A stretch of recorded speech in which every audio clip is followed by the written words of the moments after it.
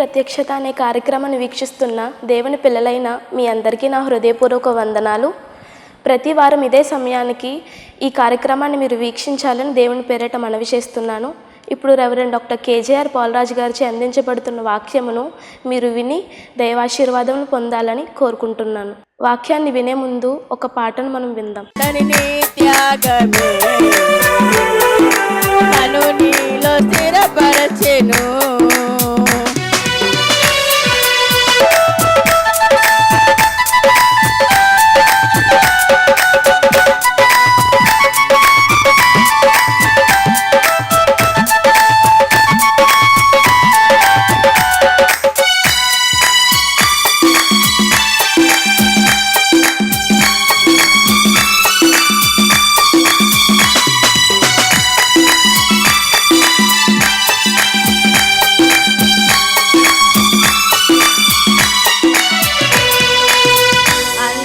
శిఖరంపై నన్ను నిలుపుటకు యాగమైతివి.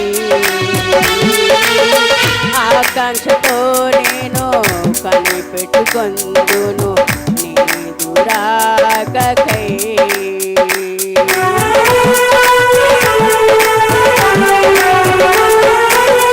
అందని శిఖరంపై నన్ను నిలుపుటకు యాగమైతివి.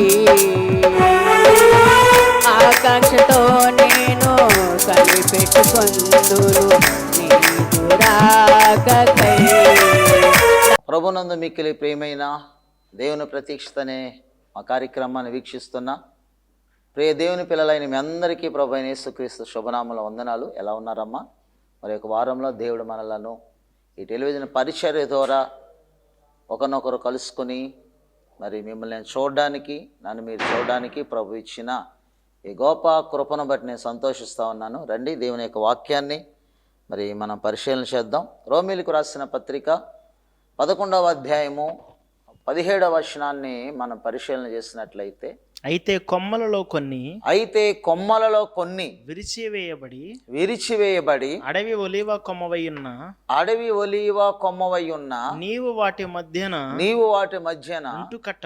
అంటుకట్టబడి ఒలీవ చెట్టు యొక్క సారవంతమైన వేరులో వాటితో కలిసి పాలు పొందిన ఆ కొమ్మల పైన నీవు అతిశయింపకము. చాలండి ప్రియులారా, ప్రభునందు దేవుని యొక్క మరి బిడ్డలైన మీ అందరికీ కూడా ఈరోజు దేవుని యొక్క వాక్యాన్ని ధ్యానం చేస్తూ ఉండగా మనము శ్రద్ధతో విందాం. చదివిన మాటల్లో ఇక్కడ అంటుకట్టబడి అనే మాట మనకు కనిపిస్తూ ఉంది. ఈరోజు మన అంశం ఏమిటంటే, అంటుకట్టబడి ఉన్నామా లేక అడవిలోనే ఉన్నామా అనే దాని విషయము మనం ఆలోచన చేయాలి. చదవబడిన మాట, అయితే కొమ్మలలో కొన్ని విరిచివేయబడి లేక విరవబడి అనే మాట మనం చూస్తూ ఉన్నాం. దేవుడట ఒక రోజున ఒలీవ మొక్కను గురించి ఆలోచన చేసినప్పుడు ఆ ఒలీవ మొక్క అరణ్యములో ఉండటం చూశాడంట. అడవిలో ఉన్న ఒలీవ మొక్కను చూసినప్పుడు దేవునికి చాలా బాధ కలిగింది. ఎందుకంటే ఒలీవ మొక్క యొక్క మరి ఆధిక్యత ఏమిటంటే, అది శ్రేష్టమైనటువంటి తైలమునిచ్చేటువంటిదిగా, మానవులను దేవుణ్ణి కూడా సన్మానించడానికి ఉపయోగకరమైనదిగా దేవుడు దానిని చేసినప్పుడు ఆ ఒలీవ మొక్క అరణ్యములో ఉండడం చూచి దేవుడు చాలా బాధపడ్డాడట.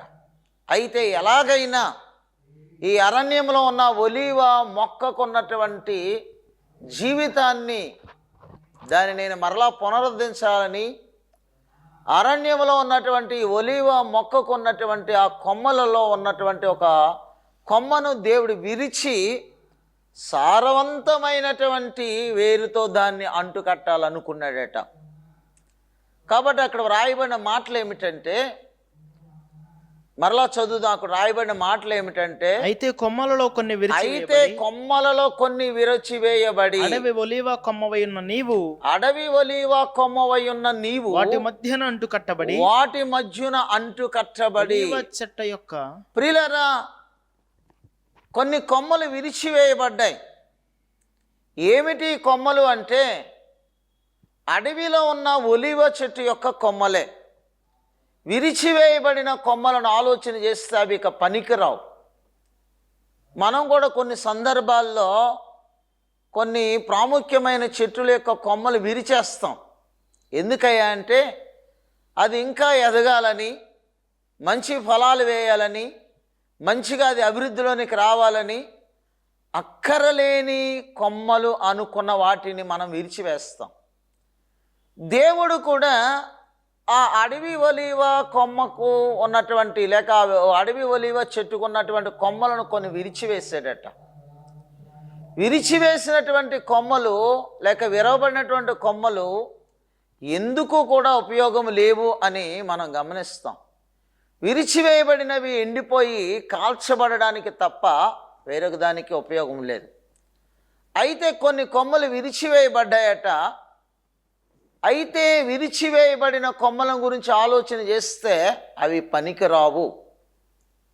ప్రియులారా, కొమ్మ అనగా మనల్ని సూచిస్తూ ఉంది.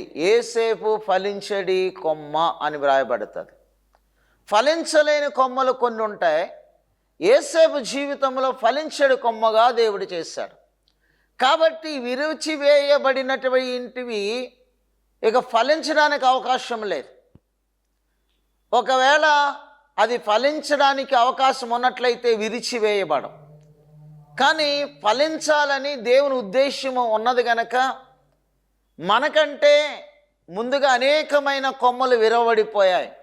అంటే కొమ్మ అంటే నిన్ను నన్ను సూచిస్తూ ఉంది. ప్రియులారా, మరి అనేకమైన కొమ్మలు విరిచివేయబడ్డాయని మనం చూస్తున్నాం. ఈ విరిచివేయబడిన కొమ్మలు అవిశ్వాసమైనటువంటి జీవితాన్ని కలిగినటువంటి వారు అని మనం చూడాలి. ఎందుకు విరిచివేయబడ్డాయి అంటే ఈ కొమ్మ అనగా ఒకవేళ మన కుటుంబంలోనే విరిచివేయబడ్డాయేమో. అక్కలు అనేటువంటి కొమ్మలు, లేక అన్నలు అనేటువంటి కొమ్మలు, లేక తమ్ముడు అనేటువంటి కొమ్మలు, లేక మన వారి జీవితంలో మనకంటే చిన్నవాళ్ళు కానీ మనకంటే పెద్దవాళ్ళు కానీ విరిచివేయబడి ఉండొచ్చు. కరోనాలో అనేక మంది కుటుంబాలలో కొంతమంది విరిచివేయబడ్డారు. ప్రియులారా, ఈరోజున దేవుని యొక్క పరిశుద్ధాత్మ దేవుడు నీతో మాట్లాడుతున్నాడు. విరిచివేయబడినటువంటి కొమ్మలు నీకంటే ప్రాముఖ్యమైనవి కావచ్చు. విరిచివేయబడిన కొమ్మలు నీకంటే అందమైనటువంటి వారు కావచ్చు. విరిచివేయబడిన కొమ్మలు నీకంటే ఉన్నతమైన వారు కావచ్చు. విరిచివేయబడిన కొమ్మలు నీకంటే యోగ్యులైన వారు కావచ్చు. విరిచివేయబడినటువంటి కొమ్మలు నీ మీద గొప్పవాళ్ళు కావచ్చు. కానీ విరిచివేయబడ్డ ఎందుకో తెలుసా? అవిశ్వాసము కలిగిన వారిగా ఉంటా ఉన్నారు. ఈరోజు చాలా మంది మందిరంలోనికి వస్తూ ఉంటారు. విశ్వాసుల పక్కన కూర్చునే ఉంటారు. విశ్వాసులతో పాటలు పాడతారు, విశ్వాసులతో వాక్యం చదువుతారు, విశ్వాసులతో ప్రార్థన చేస్తారు. కానీ వాళ్ళ జీవితంలో అవిశ్వాసమైన బ్రతుకుతారు. మనం అక్కడ చదివినట్లయితే ఆ వచనంలో ఎందుకు విరిచివేయబడిన వారు ఎవరయ్యా అంటే అవిశ్వాసులు అని వ్రాయబడింది. విరిచివేయబడిన వారు ఎవరయ్యా అంటే మరి దేవుని మీద ఎదురాడే స్వభావం కలిగిన వాళ్ళు.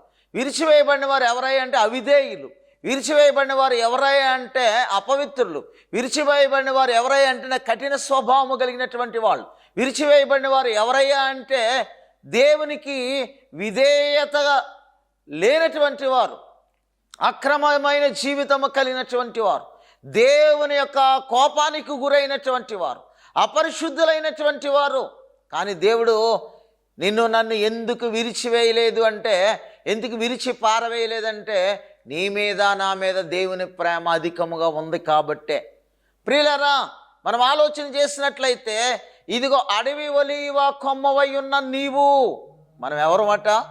అడవిలో ఉన్నటువంటి ఒలీవ కొమ్మ. పేరుకు ఒలీవ చెట్టువే, కానీ అడవిలో ఉన్నటువంటి మరి కొన్ని చెట్లను మనం చూస్తే మరి చెట్లు చాలా పెద్దవిగా ఉంటాయి. వాటి కాయలు మధురముగా ఉండవు. వాటి కాయలు టేస్టీగా అనిపించవు. పుల్లగా ఉన్నటువంటి చెట్లు. నాకు తెలుసు, కొన్ని సంవత్సరాల క్రితం మాడిమిల్ అనేటువంటి ఏజెన్సీ ప్రాంతానికి వెళ్ళినప్పుడు అక్కడ మరొక మామిడి చెట్టు చూశాను. చాలా పెద్దగా ఉంటాయి మామిడి చెట్లు, కానీ ఆ కాయలు చాలా చిన్నవిగా ఉంటాయి. అది తిందాములని కొరికితే భయంకరమైన పులుపు. చెట్టు మామిడి చెట్టే, కానీ అడవిలో ఉన్నటువంటిది. ఈ అడవిలో ఉన్నటువంటి మామిడి చెట్టుకి మనము పెంచే మామిడి చెట్టుకి చాలా వ్యత్యాసం ఉంటుంది. దానిని అడవిలో ఉన్న దానిని కూడా మామిడి చెట్టు అని పిలుస్తాం, మన తోటలో ఉన్న చెట్టును కూడా మామిడి చెట్టు అని పిలుస్తాం. కానీ వాటి యొక్క స్వభావాలు వేరు, వాటి యొక్క నైజం వేరు, వాటి యొక్క విధానం వేరు. పేరుకు మామిడి చెట్టే, ఇక్కడ కూడా అడవిలో ఉన్నటువంటి ఒలీవ చెట్టు పేరుకు ఒలీవ చెట్టే, కానీ దాని స్వభావము వేరు, దాని యొక్క విధానం వేరు. అందుకనే దేవుడు అనుకున్నాడు, ఇదిగో అడవిలో ఉండకూడదు ఈ చెట్టు, నా యొక్క సారవంతమైన తోటలోనికి రావాలి.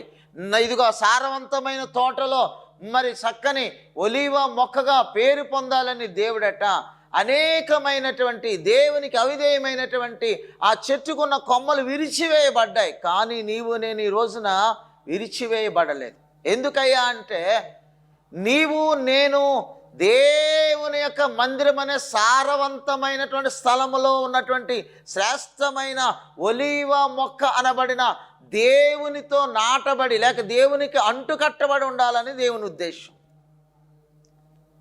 ఆ చెట్టుకున్నటువంటి కొమ్మలు అనేకమైన విరవబడ్డాయి, కానీ ఆ కొమ్మల్లో మనలో మాత్రం విరిచి శ్రేష్టమైనటువంటిదిగా తీసుకొచ్చి సారవంతమైన వేళ్ళకు అంటు కట్టాలి అని దేవుడు అనుకున్నాడు. ఎందుకో తెలుసా?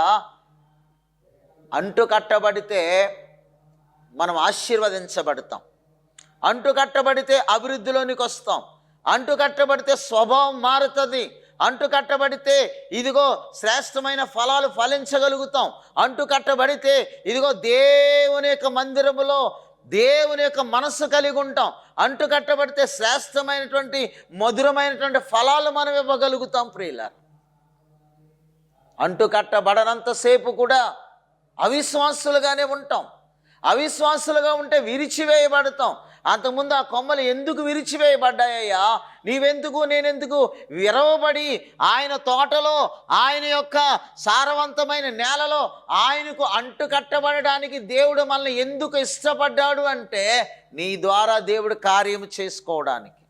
నిన్ను ఆయన అమితంగా ప్రేమించాడు. ఆ చెట్టుకున్న కొమ్మవే, అడవిలో ఉన్నటువంటి ఆ యొక్క ఒలీవ కొమ్మవే, కానీ దేవుడు మనలను మిక్కిలి ప్రేమతో ప్రేమించాడు. ఎందుకో తెలుసా? ఇదిగో నీవు అంటు కట్టబడినప్పుడు ఒక శ్రేష్టమైన ఆధిక్యత కలిగినటువంటిదిగా ఇదిగో దేవునిని మానవులను సన్మానించడానికి ఒక శ్రేష్టమైన తైలముగా నీవు ఉండాలని దేవుని ఉద్దేశం. ఒలీవ యొక్క తైలము దేనికయ్యా అంటే అభిషేకానికి అవసరం ఉంటుంది ప్రియులారా. దేవుణ్ణి అభిషేకించడానికి లేక దేవుని సన్మానించడానికి లేక మనలను దేవుని పిల్లలైన మనల్ని సన్మానించడానికి దేవుడు ఒలీవ చెట్టు నుండి వచ్చే తైలానికి గొప్ప ఆధిక్యత ఇచ్చాడు ప్రియులారా, గొప్ప ఆధిక్యత ఇచ్చాడు. కనుకనే నీవు ఎలా ఉండాలంటే సన్మానించే వ్యక్తిగా ఉండాలి, దేవుని దగ్గరికి రాదగిన విధానంలో ఉండాలి. దేవుని ఉద్దేశం ఏమిటంటే ఇదిగో నీవు ఒక కెరూబు వలె ఉండాలని దేవుని ఉద్దేశం. అందుకనే ఆనాడు సొలొమోను తాను కట్టించినటువంటి మందిరానికి ఇదిగో గర్భాలయంలో ఉన్నటువంటి ఆ యొక్క మరి గుమ్మాలకు తలుపులుగా ఉండడానికి మరి దేవుని యొక్క కృపను పొందినటువంటి వ్యక్తిగా ఉండడం కోసము తలుపుగా ఉండడానికి దేవుని మందిరంలో తలుపులుగా ఉండడానికి దేవుడు నిన్ను ఇష్టపడుతున్నాడు. మొదటి రాజుల గ్రంథము 6వ అధ్యాయము 31వ వచనంలో ఒక మంచి మాట ఉంటుంది. ఇదిగో దేవుని యొక్క మందిరములో ఉన్నటువంటి గుమ్మాలకు నువ్వు ఒక తలుపుగా ఉండాలి. 6వ అధ్యాయము 31వ వచనం. గర్భాలయపు ద్వారములకు గర్భాలయపు యొక్క ద్వారమునకు ఒలీవ కర్రతో తలుపులు ఒలీవ కర్రతో తలుపులు చేయించెను. సొలొమోను ఏం చేశాడట? తాను కట్టించిన మందిరములో ఆ యొక్క గర్భాలయంలో ఉన్నటువంటి ఆ యొక్క మరి గుమ్మానికి తలుపులుగా చేయించాడంట. వేటిని? ఒలీవ చెట్టుతో చేయబడినటువంటి ఆ యొక్క మరి ఆ కర్రతో చేయబడినటువంటి తలుపులను ఒలీవ కర్రతో చేయించాడంట. ఎందుకో తెలుసు? తలుపులు ఏం చేస్తాయి తెలుసా? నిన్ను ఆహ్వానిస్తాయి ఆ గదిలోనికి. ఇదిగో నీవు దేవుని మందిరంలో ఒక తలుపు వలె ఉండాలి, తలుపు వలె ఉండాలి. అయ్యా నేను నిన్ను ఆహ్వానించే తలుపుగా ఉండాలి. ఇదిగో నా హృదయంలోనికి ఆహ్వానించే తలుపుగా నేను ఉండాలి. ఇదిగో నా మనస్సులోనికి ఆహ్వానించే తలుపుగా ఉండాలి. రెండు తలుపులను ఒలీవ కర్రవి, 2 తలుపులు ఒలీవ కర్రతో, వాటి మీద కెరూబులను తమలా వృక్షములను వికసించిన పుష్పములను ప్రియమైనటువంటి చెక్కించి, దేవుని బిడ్డలారా, ఈ తలుపుల మీద ఒక ప్రత్యేకమైన స్థానం ఏమిటో తెలుసా? కెరూబులు. 2వ స్థానం ఏమిటంటే నువ్వు కెరూబు వలె ఉండాలి. 6వ అధ్యాయం 23వ వచనంలో, మొదటి రాజుల గ్రంథం 6వ అధ్యాయం 23వ వచనంలో అక్కడ మాట కనిపిస్తుంది. ఒకటి, నువ్వు తలుపు వలె ఉండాలి. రెండవది, నువ్వు ఎలా ఉండాలంటే ఈ ఒలీవ కర్రను లేక ఒలీవ మొక్కను దేవుడు ఎందుకు ప్రేమిస్తున్నాడంటే దేవుని మందులో ఒక ప్రత్యేకమైన స్థానం ఇవ్వడానికి. 6వ అధ్యాయం 23వ వచనం. మరియు అతడు గర్భాలయమందు 10 మూలల ఎత్తుగల 2 కెరూబులను ఒలీవ కర్రతో చేయించాడట. ఒకటి, ఒలీవ కర్రతో చేయబడినటువంటి తలుపుగా నీవు ఉండాలి. దేవుని మందిరానికి ఆహ్వానించే వ్యక్తిగా ఉండాలి. ఇదిగో నిన్ను బట్టి సంఘము అభివృద్ధి చెందాలి, నిన్ను బట్టి సంఘము క్షీణించిపోకూడదు. ఇదిగో నీవు తలుపుగా ఉంటే అనేకులను ఆహ్వానించే వ్యక్తిగా ఉంటావు. ఈ రోజున దేవుని మందిరానికి ఒక తలుపుగాలే నీవు ఎందుకు ఉండకూడదు? ఈ రోజున దేవుని మందిరానికి ఆ రోజున తలుపులు దేనితో చేయించారయ్యా అంటే ఒలీవ కర్రతో చేయించారు. నీవు ఒక ఒలీవ మొక్కవై దేవుని మందిరములో ఉన్నటువంటి వ్యక్తిగా అనేకులను ఆహ్వానించదగినటువంటి తలుపుగా నీవు ఉండాలి. రెండవది, ఒలీవ కర్రతో కెరూబులను చేయించాడంటే, కెరూబులు అంటే దూతలలో ఒక తెగ ప్రియులారా.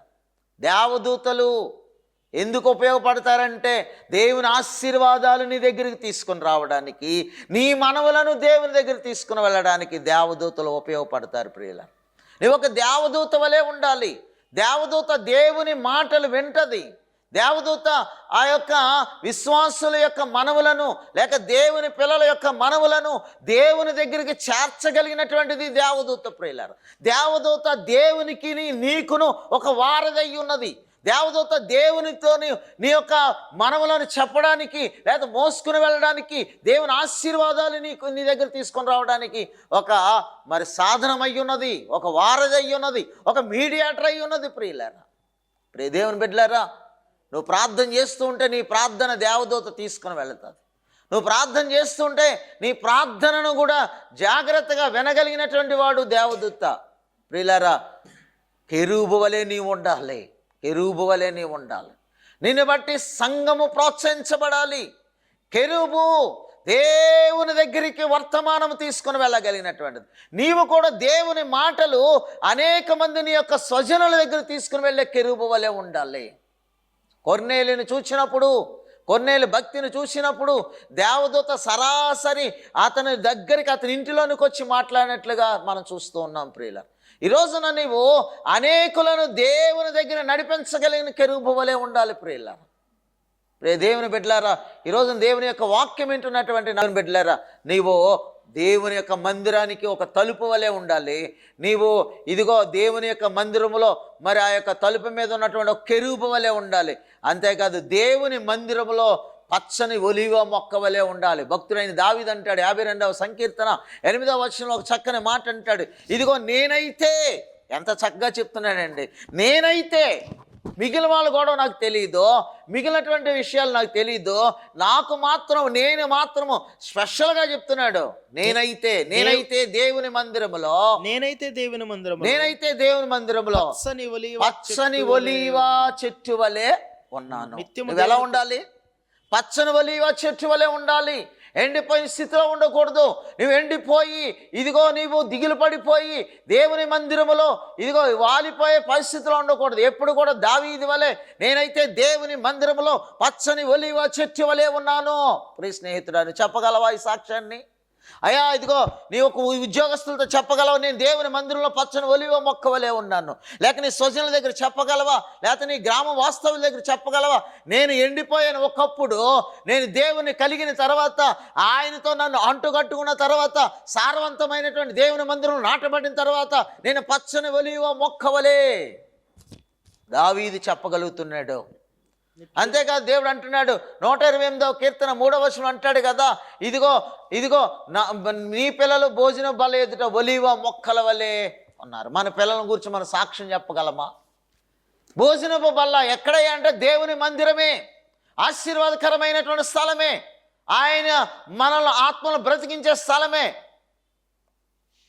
ఒలీవ మొక్కల వలె మనం ఉండాలి ప్రియులారా. ఎందుకో తెలుసా? ఒలీవ మొక్క చాలా సౌందర్యంగా ఉంటుందట. ఒలీవ మొక్క సౌందర్యము కలిగినటువంటిది, సౌందర్యం అట. ఎందుకు దేవుడు ఒలీవ చెట్టుని ఇష్టపడుతున్నాడు దేవుని మందిరంలో కంటే? ఇదిగో అక్కడ చక్కని మాట మనం చూస్తామట. ఆ ఒలీవ చెట్టుకున్న సౌందర్యము దేనికి కూడా లేదు. నువ్వు దేవుని మందిరంలో సౌందర్యవంతురాలుగా, శరీర సంబంధమైన సౌందర్యం కాదు కానీ, హోషే గ్రంథము 14వ అధ్యాయము 6వ వచనం, దాని కొమ్మలు విశాలముగా పెరుగును, ఒలీవ చెట్టునకు కలిగినంత సౌందర్యము, ఒలీవ చెట్టునకు కలిగిన సౌందర్యము అతనికి కలుగును. ఎవరికి ఉంటుందండి? ఒలీవ చెట్టు ఎలాంటిదో తెలుసా? పిచ్చి మొక్క కాదు అది, ఎలా పడితే అలా పెరిగేది కాదు. సౌందర్యము కలిగినటువంటిది ప్రియులారా. ఎలాంటి సౌందర్యం అంటే దేవుడు మెచ్చే సౌందర్యం. ఎలాంటి సౌందర్యం అంటే ఇదిగో దేవునికి ఇష్టమైన సౌందర్యం. ఈ రోజున దేవుని మందిరంలో నువ్వు దేవునికి ఇష్టమైన ఆయన యొక్క వధువు సంఘముగా, ఆయన మెచ్చిన, ఆయనకి ఇష్టమైనటువంటి బిడ్డగా నీవు ఉండాలి. సౌందర్యము కలిగినటువంటిదిగా ఉండాలి. అందుకనే అడవిలో ఉన్నటువంటి ఆ యొక్క అడవి ఒలీవ చెట్టును దేవుడు చూసినప్పుడు బాధ కలిగిందంట. అరే, ఈ యొక్క ఒలీవ చెట్టు అడవిలో ఉండకూడదు. ఎక్కడ ఉండాలి? సారవంతమైన ఆ స్థలంలో ఉండాలి. ఈ చెట్టు అడవిలో ఉంటే ఏ మాత్రము కూడా దాని ఫలాలు టేస్టీగా ఉండవు, దాని ఫలాలు సౌందర్యంగా ఉండవు, దాని ఫలాలు మధురంగా ఉండవు. కాబట్టి నేను ప్రేమించేటువంటి ఈ ఒలీవ మొక్క, నేను ఇష్టపడే ఈ ఒలీవ మొక్క, నన్ను మానవులను సంతోషపెట్టి సన్మానించే ఈ ఒలీవ మొక్క యొక్క తైలము వృధా కాకూడదు అనుకున్నాడు. వృధా కాకూడదు అనుకున్నాడు. ఈ రోజున నా ప్రియమైన స్నేహితురా, సోదరి, నీ జీవితం వృధా కాకూడదని లోకములో, అరణ్యం అనేటువంటి లోకములో, అడవి అనేటువంటి లోకములో నీవు నీ యొక్క సౌందర్యము నాశనం అయిపోకూడదని, నీవు నీ యొక్క మధురమైన ఫలాలు నాశనం అయిపోకూడదని, ఇదిగో నీవు నీ యొక్క జీవితము అడవిలో అనాథగా అయిపోకూడదని దేవుని యొక్క ఉద్దేశం. దేవుడు ఆగర్ను చూచి అరణ్యములో తన జీవితాన్ని ముగించకూడదని ఆగరుతో దేవుడు గొప్ప ఆధిక్యకరమైనటువంటి ఆశీర్వాదకరమైన మాట చెప్తా ఉన్నాడు. ఆగరు, నీకేమి వచ్చినది? నేనున్నాను కదా. ఈరోజు నువ్వు అరణ్యంలో డేలా పడిపోకూడదు, అరణ్యంలో కృంగిపోకూడదు, అరణ్యంలో వేధించకూడదు. ఆయన సారవంతమైన స్థలంలోనికి వస్తే, సారవంతమైన వేళ్ళు అనగా ఆయనతో నిన్ను అంటు కట్టుకున్నప్పుడు నువ్వు గొప్పగా ఫలిస్తావు. ఆయన దేవుడు అయితే నీవు దేవుని కుమార్తెగా, ఆయన దేవుడు అయితే నువ్వు దేవుని కుమారుడిగా సారవంతమైన స్థలముల్లో ఫలించాలని దేవుని యొక్క ఉద్దేశం. ఎప్పుడైతే నువ్వు దేవునితో అంటుకట్టబడతావో నీ స్వభావం మారిపోతుంది, నీ ఉద్దేశాలు మారిపోతాయి, నీ మనస్సు మారిపోతుంది, నీ ఆలోచనలు మారిపోతాయి, నీ తలంపులు మారిపోతాయి. యేసునకు కలిగినటువంటి ఆలోచన నీలోనికి వస్తుంది, యేసుకున్న ప్రేమ నీలోకి వస్తుంది, యేసును స్తుతించేటువంటి ఆ స్థుతి నీలోనికి వస్తుంది. నువ్వెప్పుడు యేసయ్యతోనే జీవించాలన్న ఆశాకాంక్ష నీలో ఉత్పన్నమవుతుంది.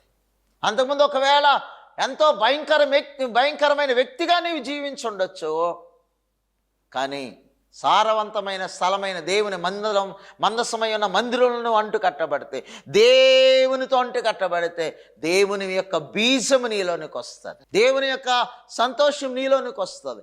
దేవునితో అంటు కట్టబడితే ఆయన పరలోక రాజ్యములో నీవు ఆనందిస్తావు. ప్రియ దేవుని బిడ్డ, ఈరోజు నువ్వు అరణ్యంలో ఉన్నావా, లేక దేవునితో అంటు కట్టబడి ఆయనతో జీవించడానికి ఇష్టపడుతున్నావా? ఈ రోజున దేవుడు నీతో మాట్లాడుతున్నాడు. ఎప్పుడైనా నీ జీవితాన్ని మార్చుకొని, యేసయ్యా ఇదిగో నేను అంటు కట్టబడడానికి నీ చేతిలోనికి వస్తున్నాను, నన్ను నీతో అంటు కట్టయ్యా, నీ చక్కని ప్రేమతో అంటు కట్టయ్యా, నీతో జీవించడానికి నేను ఇష్టపడుతున్నాను, నా అరణ్యపు జీవితాన్ని తీసివేసుకుంటున్నాను. ఇదిగో నాయన, అనేకమైన అనేకమైన కొమ్మల వల్లే నన్ను విరిచివేయలేదు, నీ ప్రేమతో నన్ను విరిచి నీ వద్దకు తీసుకొచ్చావు.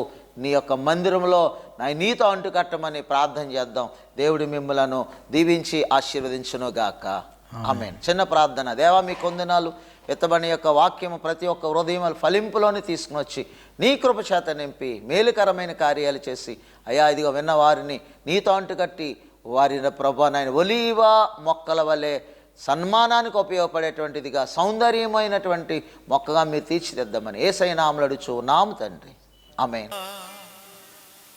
అసమానమైన వాడు అవమానపరచడు నిన్ను, ఎరుగని మన దేవుడు ఓడిపోనివ్వడు నిన్ను. ఘనకార్యాలెన్నో నీకై చేసినవాడు, కష్టకాలమందు నీ చేవిడుచునా. సియోను దేవుడే నిన్ను సిగ్గుపడనివ్వడు, కనికరపూర్ణుడే నీ కన్నీరు తుడచును. సియోను దేవుడే నిన్ను సిగ్గుపడనివ్వడు, కనికరపూర్ణుడే నీ కన్నీనవాడు అవమానపరచడు నిన్ను. ఓటమిరుగని మన దేవుడు ఓడిపోనివ్వడు. ఇదిగో దేవుడు నీతో సూటిగా గొప్ప దైవజన నోట నుండి వచ్చిన ప్రతి మాట నీ జీవితంలో విలువైన ముత్యము లాంటిది. అటువంటి ముత్యములు కలిగినటువంటి మాటలను విని నీ జీవితంలో అన్వయించుకొని పరిస్థితిలో నీ ఉంటే ఆ బ్రతుకు నిష్ప్రయోజనమే, నిష్ఫలమే, ఉపయోగము లేనిదే. ఈ దేవుడు నీతో సూటిగా నీతోనే నీ హృదయమునే బలపరచునంతగా బలపరచు.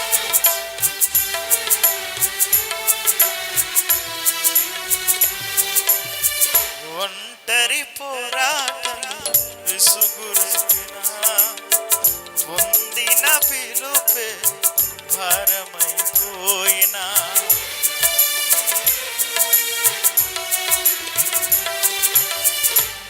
నీవులందరూ అవమానిస్తున్నా, నమ్మదగిన వారు లేక నిరాశతో నిలిచిన, పిలుపునే విడచి మరలిపోకుమా. న్యాయాధిపతియే నాయకునిగా నిలుపును నిన్ను, పిలుపునే విడచి మరలిపోకుమా. న్యాయాధిపతియే నాయకునిగా నిలుపును నిన్ను, పిలచిన దేవుడు నిన్ను మరచిపోను. చెప్పండి, పిలచిన దేవుడు నన్ను మరచిపోనా. సియోను దేవుడే నన్ను సిగ్గుపడనివ్వడు, కనికరపూర్ణుడే నా కన్నీరు. అందరూ స్వరము తెరిచి యోను నన్ను సిగ్గుపడనివ్వడు, కనికరపూర్ణుడే నా కన్నీరు తుడుచును. అసమానమైన వాడు అవమానపరచడు నిన్ను, ఓటమిరుగని మన దేవుడు ఓడిపోనివ్వడు నిన్ను. ప్రియమైన దేవుని పిల్లలారా, ఈ బ్లెస్సింగ్ ఛానల్ ద్వారా దేవుని ప్రత్యక్షత అనే కార్యక్రమాన్ని వీక్షిస్తున్నందుకు మీ అందరికీ ధన్యవాదములు. ఈ కార్యక్రమాన్ని మీకు అందిస్తున్నందుకు సంతోషిస్తున్నాము. ఈ భారభారతమైన పరిచర్యలో మీ వంతుగా మీరు కొద్దిపాటి ఆర్థిక సహాయాన్ని అందించుటకు మీ వంతుగా గుప్పులు విప్పాలని కోరుతున్నాము. కనుక మీ కానుకలను ఫోన్పే ద్వారా పంపి ఆశీర్వదించబడాలని కోరుతున్నాము. దేవుని మిమ్మల్ని దీవించునుగాక.